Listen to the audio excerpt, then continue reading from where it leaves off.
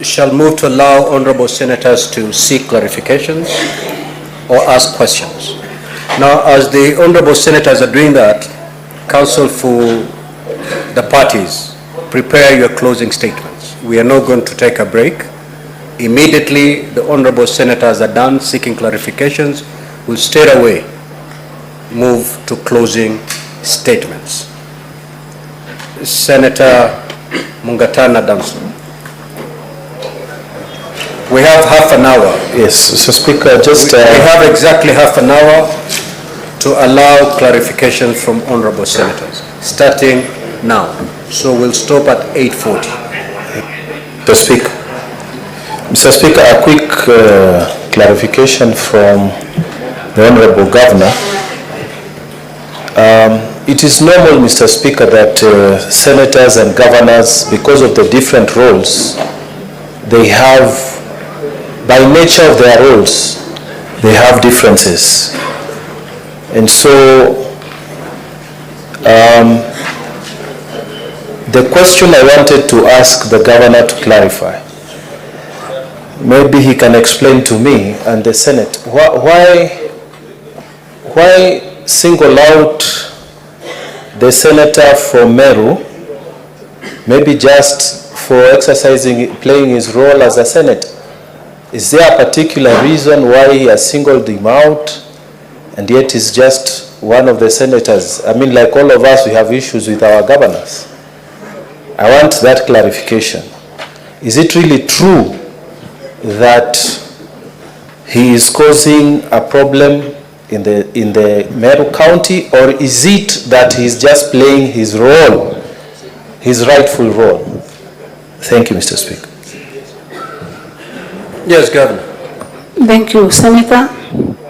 Thank you, Speaker and honorable senators. In this case, my senator, the Deputy Speaker of this House, I agree that he should do his oversight or any role that is given to him. But for this case, he has gone beyond in disrupting peace in Meru. One of the reasons is this. I wrote to Kaduri Murungi requesting that the devolution committee come to Meru and try to solve our issues. And in fact, I'm not lying but telling the truth, he denied me that chance for devolution committee to come to Meru and mend the issues in Meru. Number two, my dear honorable senator for Meru, as an ambition of becoming a governor, which is not wrong. It is right for him to dream to that position.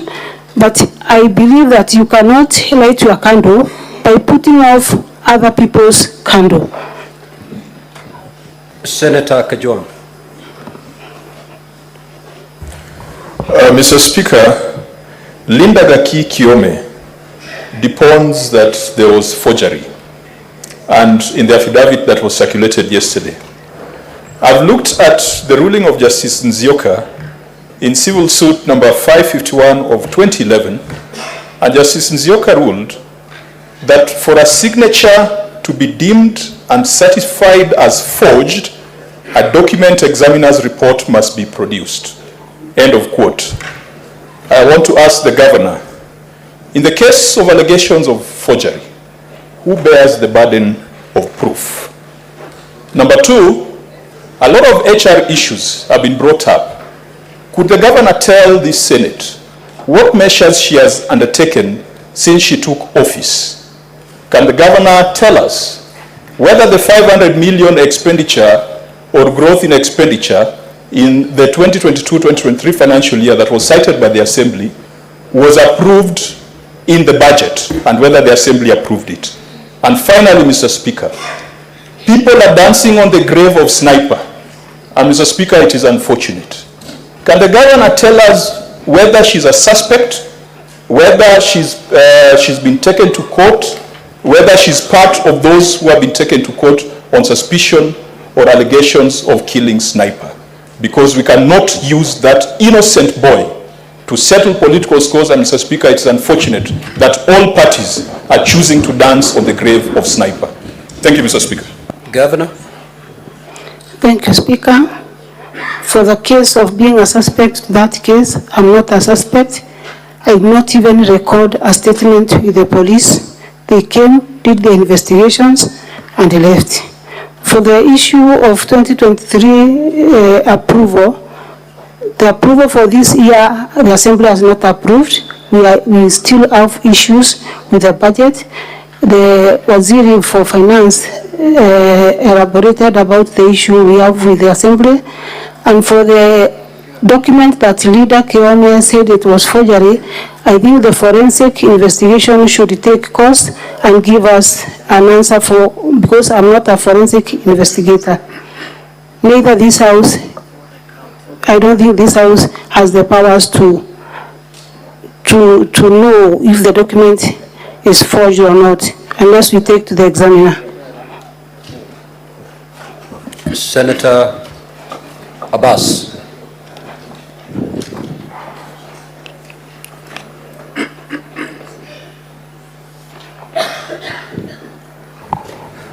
Thank you, Honorable Senator. Honorable Senator, I think actually the Governor has said that the Committee of Revolution tried to intervene the issue between her and the Assembly. That's very true. However, there was no one time, I want to put the record straight, there was no one time the Deputy Speaker of this House said that we cannot go to Meru or have a reconciliation with anybody. We did meet, a team went there, led by the Vice Chair of the Committee of Devolution and Intergovernmental Relations. They met Her Excellency the Governor. They also talked to the Speaker of the Assembly and the Assembly members. However, Clarification, Senator, because your time is running. Okay. And the mic will go off. I just want to put the record. But we did not succeed because the Assembly that time was going to a retreat. And as I said, that is actually why we cannot be able to meet the two of them.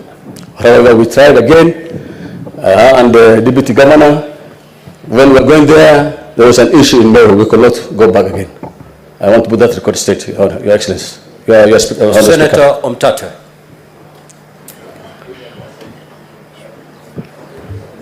Thank you, Mr. Speaker, sir. A lot turns on this issue because some of us have been wondering why there has been no intervention in these matters of Meru by the Senate before we come to be treated to this theater of the absurd. And I would like confirmation from maybe the Secretariat whether it is true or not that the Meru governor sought the intervention of the community. You should seek clarification from the witness, not from the Secretariat. But they say they wrote to this House. The witness has alleged it. The only person who can defend is the Secretariat. No, the Secretariat is not on trial. It's so, but now, Senator Omtata, if you don't have any clarification that you're seeking from the governor. okay, please. the governor, to whom did you address the letter that sought the intervention of this House in the Committee of Devolution in the affairs of Meru? Thank you, Speaker. I wrote to the Committee of Devolution, which is led by the chairperson, Senator Abbas, and the senator who has just spoken before Mtata. I've agreed that indeed I tried to call them to Meru so that they can intervene. Very well. Senator Oroba. I have two clarifications. You have alleged that one of the interference that you have, the political interference, is by the Deputy Speaker, Senator Kathuri. Is this the only person? Because I would like to know if you're saying that this impeachment is being pushed by Senator Kathuri, or who are the other politicians behind it. I would also want to know if in those politicians there is any woman who is also trying to get impeached. My other clarification is the issue of the hospital. The CEC, do you have a CEC of health And if you have a CEC of health, has the county, have the MCAs tried to impeach the CEC, because there is an actual clause in the constitution for removal of a CEC, because the duty of care of the Ministry of Health actually falls under the CEC, yet they are jumping the CEC and going straight to the governor to impeach. I would like that clarification. Thank you, Senator. Indeed, I have CEC held. The County Assembly of Meru has never tried to impeach the CEC held. That is the position. About the political interference in Meru, there are so many other people who believe that they should not be led by a woman, and that's why you see them gathering together and then trying to politicize the issue of a young family to bring me down. There's a tradition in Meru that they should not be led by a woman. I want to say categorically that the chair of the interference, or the person who interferes most, is the Deputy Speaker of this House. The rest, I don't see if it's good for me to mention them in absentia. Senator Olekina. Thank you, Mr. Speaker. Mr. Speaker, I just need to seek some clarification from the Governor. Madam Governor, in your bundle of submissions, and I'd asked this question earlier on, there seems to be a lot of letters back and forth from your office to the Assembly seeking for particular members to be confirmed in particular boards. Can you tell us whether those letters, as alleged, are fake or forgery, or those letters are indeed letters that you've sent to the Assembly and were either ignored by the Assembly or they were responded to? And finally, can you just tell us whether there is any form of cooperation, harmony between you and the Assembly of Meru? Thank you, Mr. Speaker. Governor. Thank you, Senator. Thank you, Speaker. Indeed, I've tried to engage the County Assembly of Meru by giving the names for the board, but unfortunately, they have been ignored throughout.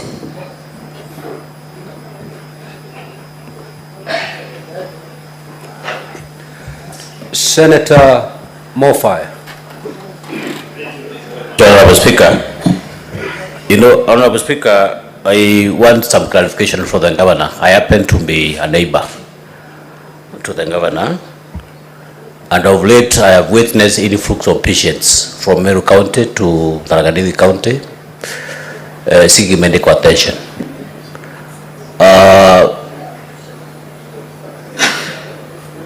I would request to know from the Governor, maybe there could be some breakdown in any of the facilities in Meru County, as alluded in that video we have just witnessed before us. Number two, Honorable Speaker,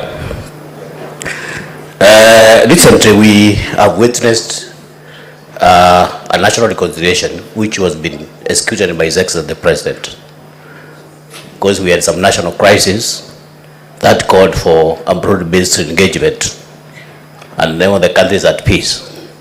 One would want to know from the Governor, why has it taken us close to 2 years without managing just 69 MCAs to sit down and work for Meru people? Thank you, Senator. For reconciliation, as I said earlier, I've tried my best to reconcile the leaders. The Mwangaza has no problem at all, apart from the few elected leaders who have some issues. But I sat with Njori, as I said. I sat with the members of Parliament. I sat with the CS, the former CS Agriculture. I sat with the Assembly leadership. The only person that would not have a chance is the Deputy Speaker of this House. There is a lot of progress, because when I was here the first time, I had only one MCA. Then for the second impeachment, I had 9 of them. Now I have 23 MCAs on my side. To me, that's a great progress.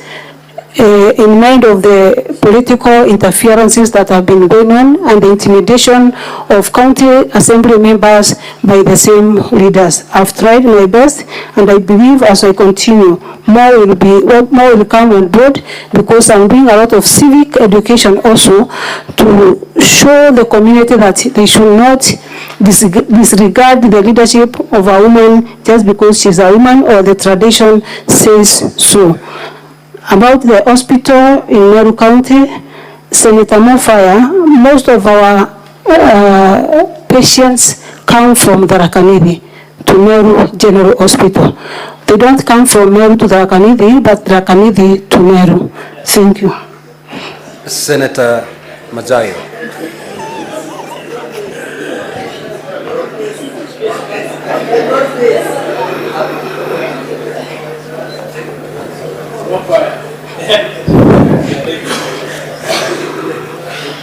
Asante Bwana Spika. Swali langu Gavana Kawira, swali langu ni kuhusikana na yule mshauri wako kwa mambo ya kisheria, yule mama alikuwa anaitwa Linda Gakikiome. Nataka kuuliza swali moja tu. Ulimwandika kazi wakati huo akiwa mshauri wako wa mambo ya sheria tariki 28 mwezi wa 3 mwaka 23, na mwaka mmoja kamili tarehe 26 mwezi wa 3 mwaka 24 ulimpatia barua kumwisha kazi ama kumwambia kwamba unataka awache kazi. Nataka kuuliza, je, baina ya wewe na yeye kulikuwa na kukosana ama kulikuwa na taabu fulani ama kulikuwa na kutoelewana fulani ndio sababu akasema kwamba yeye si alikuwa ameandika ile barua, bali ni kwamba wewe ulikuwa umefanya ile, pengine si wewe lakini ile barua iliyoandikwa si wewe uliyetia mkono wako kidole? Nataka kujua hiyo tu. Asante sana Seneta. Ningependa kusema ya kwamba nilipotoka hapa wakati wa impeachment ya kwanza, na Senate kaniambia ya kwamba nitafute njia ya kufanya kazi pamoja na hata watu ambao ni wa vyama vingine. Nilimtafuta leader ambaye alikuwa naibu gavana wa Renturi wakati wa kutafuta uongozi, nikamwambia tufanye kazi kwa pamoja, na ninaamini wakati nilimtafuta sikuwa na moyo mbaya. Hakuwa amenikampenia, hatukuwa tunajuana, lakini kwa sababu nilikuwa nataka kuleta nyumba yote pamoja na kuleta Wameru pamoja, nikamchukua huyo hata kama alikuwa mpinzani wangu. After 1 year alikuwa na kazi nyingi sana, maana ni wakili na alikuwa anafanya kazi zake, kwa hivyo kupatikana ilikuwa ngumu. Number 2, kulikuwa na wakati walikuwa wanafanya LSK, sijui kutafuta viti upande huo, akawa patikani kabisa. Nikamuita kwa ofisi yangu, tukaongea. Nikamwambia kwa sababu Meru kuna changamoto nyingi na kuna mambo mengi ambayo yanahitaji advisory. Nikamwambia kuja uwe karibu na mimi, akaniambia apatikani. Ndio basi nikamwambia kama upatikani na kuna maneno mengi ambayo yanapaswa uhusishwe, naomba tu, na tukakubaliana ya kwamba yeye mwenyewe atatoka kwa hiari yake, lakini baadaye alikataa, na nikaona ni vyema nitafute mtu mwingine ama nimsimamishe kazi ndio Meru iweze kuendelea vizuri. Sina ubaya wowote na yeye. Senator Mariam. Thank you, Mr. Speaker. I need clarification on Madam Governor. This is the 3rd impeachment on your side. As what is difference from the other 2 than the other one? And again, if there is any difference from the other 2 which has been already done, how? The second one is about the maternity ward. If at all, if it is not equipped, why is it labeled?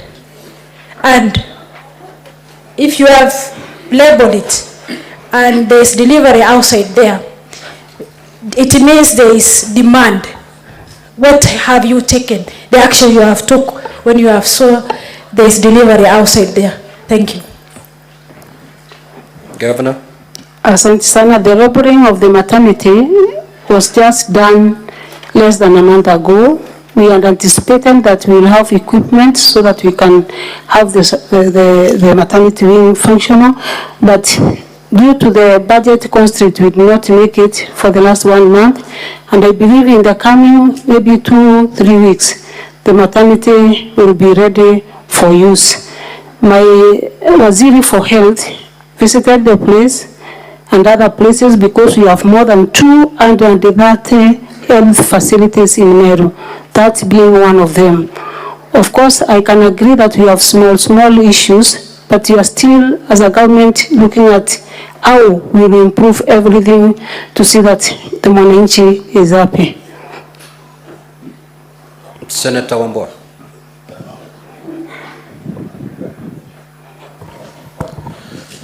Thank you, Mr. Speaker. Mr. Speaker, I have 2 questions to the Governor. Madam Governor, one of your key witnesses, Honorable Kawira,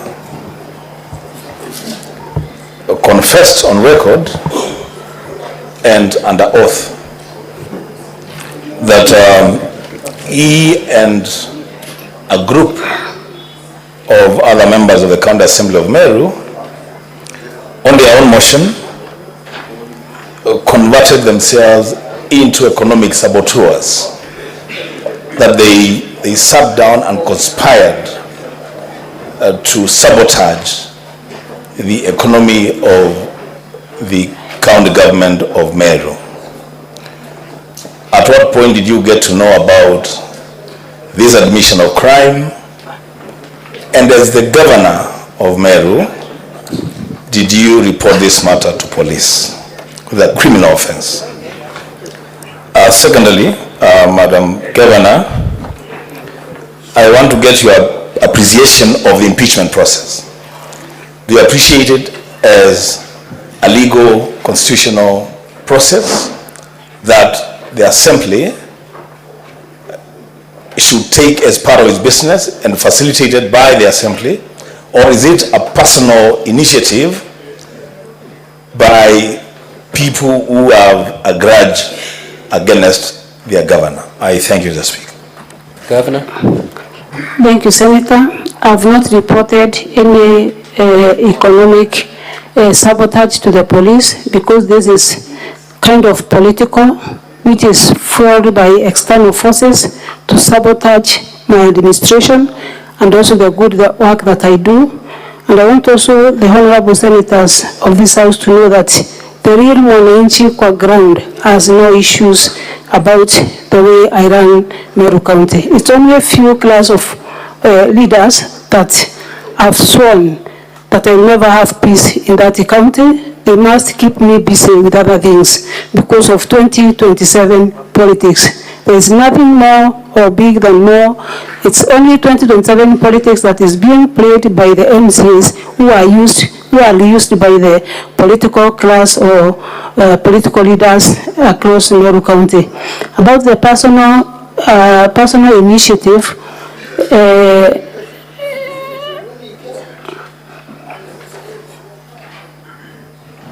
Are you done, Governor? Yes. Okay. Senator Joyce Korir.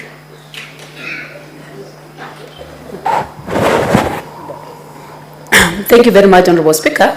My question to the Governor is the efforts that she has put in place, especially on that impeachment and the relations that she has with the rest of the governors,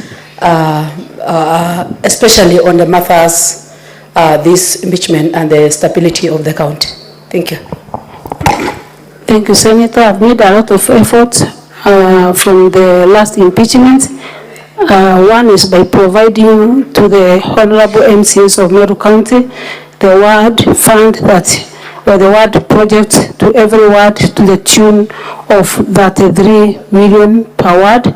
Number 2 is involving them to be part and parcel of my tours to the ground so that at least they can assist in participating and knowing what is ailing the community for us to work together. The relationship about myself and other leaders, especially the governors, is good. I have no issues with the other leaders, apart from few leaders from Meru County. Senator Hamida.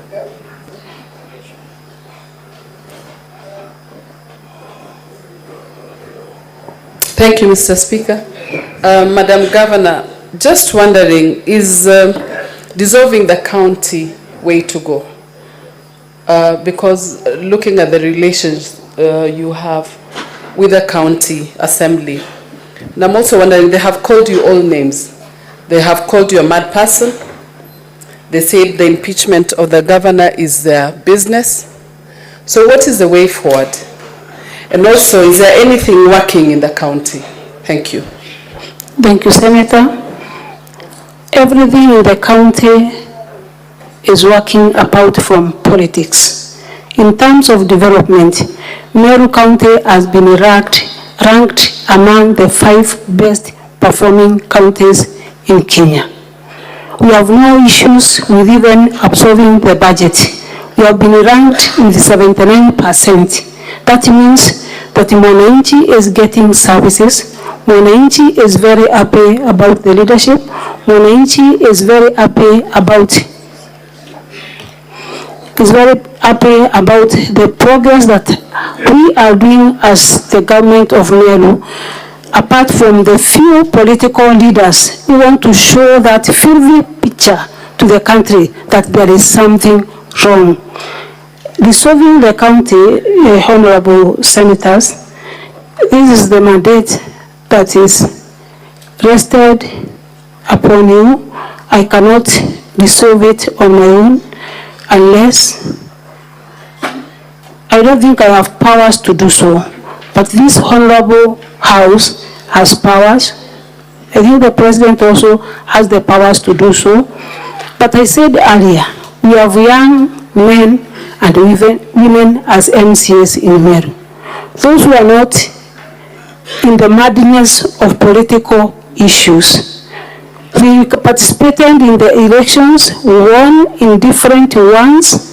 They have just been in office for 2 years, remaining 3 years. They did their best to be leaders in respective ones. We will be doing justice to a person who has no issues with Meru politics. Will there be any justice to the governor who ran the whole county as an independent governor and won the position against 2 bigwigs and against the tradition of Meru that says that we should not have a woman as a leader? As I speak, honorable senators, in Meru, we have only one elected lady who comes from my place. Out of the 45 elected MCAs, we have only one. Meru has never elected a leader at the national level. We get all the nomination slots and no election to women. I think the other way about to solve this issue is to do a lot of civic education to Meru so that people can understand and embrace the leadership of women. That is the only issue in Meru. For development, we are doing well. For absorption of the budget, we are doing well. Mwananchi is very happy. Thank you, Governor. You're now repeating yourself. Senator Veronica.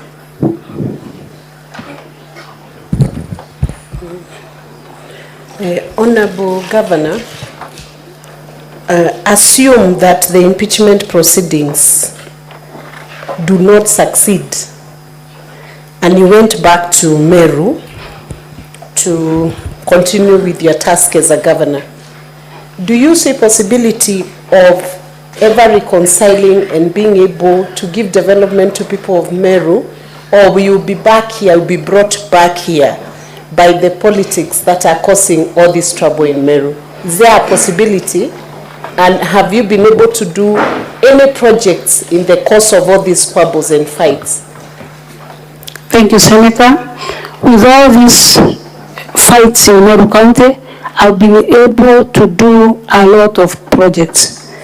We've done kilometers and kilometers of road in Meru County.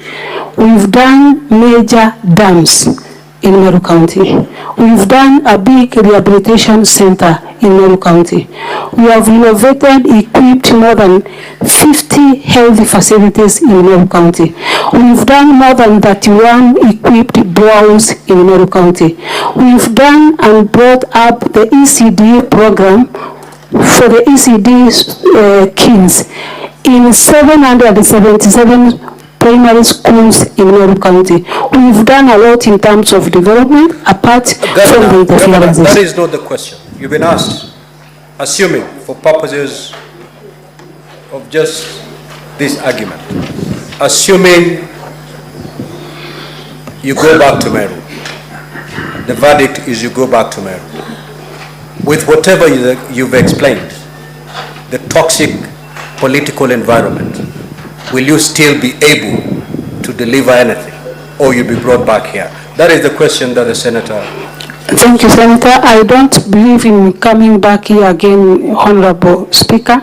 This is because there is a lot of progress from 1 MCA to 9 to 23, and I believe by the next coming 2 months, I will have around 40 on my side. There is a lot of progress since I left this Senate.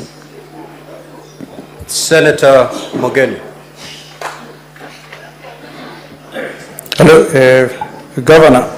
Linda Gaki Kiome, you gave notice of termination 26th of March 2024.